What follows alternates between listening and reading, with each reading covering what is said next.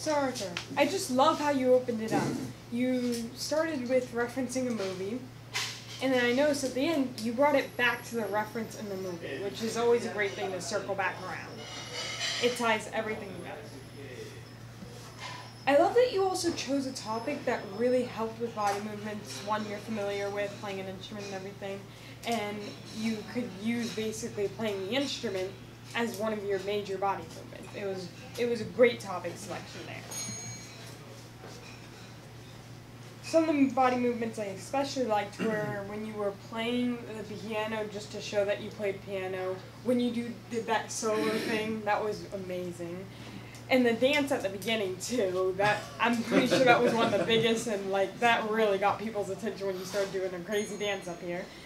And the bowing at the end when you mentioned the concert ending and everything, how you did that overconfident bowing and made it big and just to show that you were overconfident back then. I thought that was a great movement. It really worked well with what you were doing.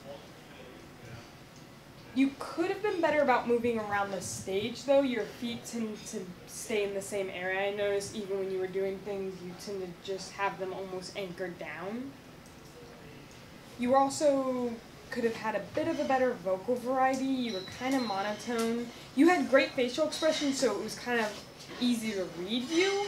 But if people weren't watching you, it would be hard to tell when you were doing one thing or the other.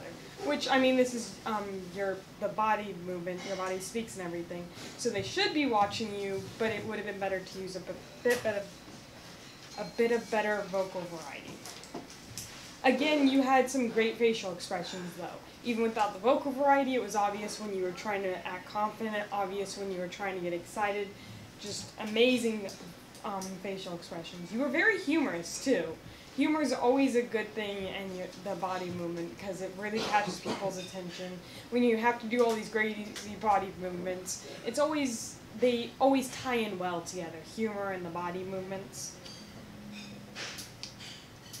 This is more of a personal thing that I kind of connected with, but when you were going over your instructor, Mr. Hall, I had a very similar instructor when I was in band called Mr. Muse. His name really matched.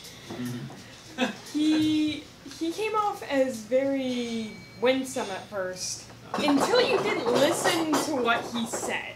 He would be cheering, be like, "Oh, you guys are doing great, great," and then someone would do something that he obviously said before, or they would talk over him, and he could just turn into an other demon all of a sudden. And he didn't yell. He never really yelled. He would just stare at them, and when they would talk over him or do something that he obviously said not to do, and he'd just give them this look. And you just saw them shrink 3 feet or something. They would all curl up. No one wanted that look from him. It sentenced death. Again, though, really great. Thank you. That was amazing.